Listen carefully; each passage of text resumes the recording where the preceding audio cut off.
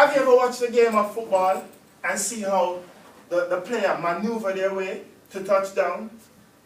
Real robust, falling, and all that? Well, it's a rough game. I'm a sports fan and I love the game of football as well. But I don't want it to be all about love, but about safety. My name is Conrad Gonzalez and I've been involved in sports since I was 7 years old. But first, let us go through the background of football, which is a brief history, the danger of football, and the long-term effect of football injury. First, a brief history. Football is developed from two games. One, the rugby, and the soccer game. Mr. Walt Campbell, he is the founder of the football game. When he saw a soccer player took up a ball and ran, which is illegal for a soccer game, he then discovered that he can put two games in one and call it the football, which is in 1879. Americans love this game and it exploded into an NFL series in 1920. Since we have gone through this brief history, we will then go through the danger of football.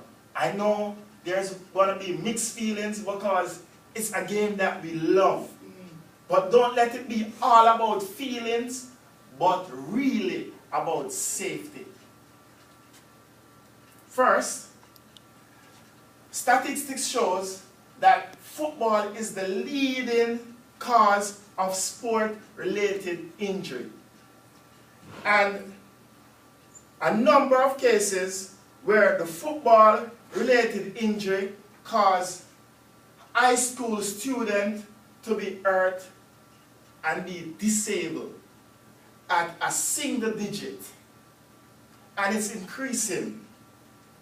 The NUC, which is the Basic National Center for Sports Injury Research, they gave that statistic and they saw that this thing is becoming worse.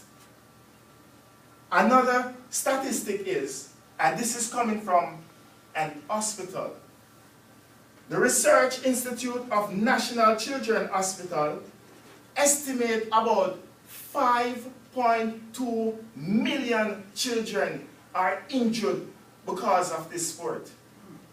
This is really heartbroken for me. I don't know about you, but I'm really saddened. And since 1990 upward, this percentage is going sky high, around 27% so far. Since we have gathered that small danger of football, we will then go through the long-term effect. First one is memory loss. And if you should watch news and other statistics, you will see that these players don't remember things after they just said it. Because of the constant force, they are hitting each other, it starts causing a concussion. That concussion is when the brain hits on their skull and it is not able to heal because it's sore. Just like if someone should hit you on the hand constantly at the same area, that place becomes very tender. The second reason is arthritis. And arthritis is really caused by many different things. But a research showed in the Journal of Physical Activity and Health that footballers are likely to have arthritis 3 times more than a normal person. The next thing is sleep apnea. Everyone loves sleep. Imagine if you can't sleep, blood pressure goes high, everything goes really bad. But sleep apnea is a breathing disorder, and they are demanding these players to be at a certain weight to play their position. It's not good. It's not all about the money, but it's about life. With all that I've said, we have gone through just a small capture, the history. We have gone through the specific danger, and finally the impact that this sport gives to a person. With all of what I said, I know you guys will understand the danger of this sport and why I feel with this passion that it should be banned than beloved. I know you guys will want to give a feedback on what I just said. A lot of your injuries, besides memory loss and arthritis, what are some other injuries that are impacted? Some of the other injuries are knee injury. And to be honest, all of these injuries come back to one.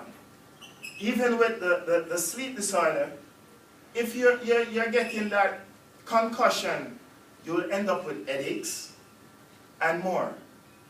Even blindness, because if the brain can't heal, there's a lot of things can cause. Outside of banning the youth sport of football, what other precautions can you take to make it safer? For the tackling situation, I believe the tackling is very brutal, because holding someone by their feet and you falling headway is a lot of impact, just like a car hitting a person that is walking. It's the same impact that person is getting when falling at a rapid pace. So if they can eliminate some of those tackle that they are making, I believe the sports can be better. What about now? It seems like the stars are dying from the being tackled and all the force brain injuries. So is that true? Yes. Recently I was watching NBC and they were showing a little child in high school. He can't even move anymore because of the tackle that was made on him, which they said it is illegal.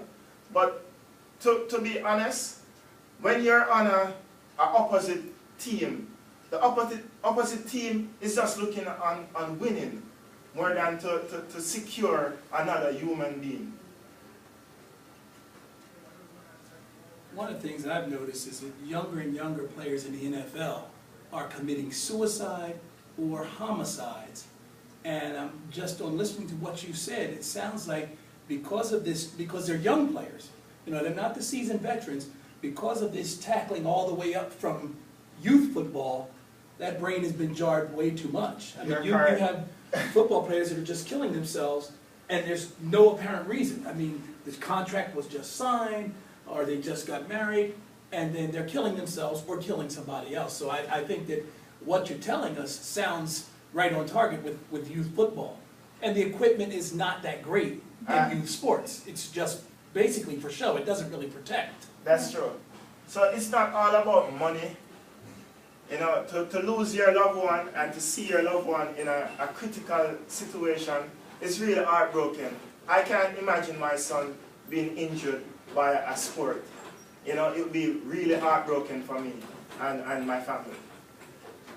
One thing I did see recently, soccer even, and I don't know how these young women in 7th and 8th grade, they have brain injuries from soccer. And I don't know if it's from trying to head the ball or what it is, but they cannot go out in daylight. They cannot go to normal schools. Their learning ability is diminished, and I'm talking 7th and 8th grade. This was a report probably about a month ago that I saw on one of the channels.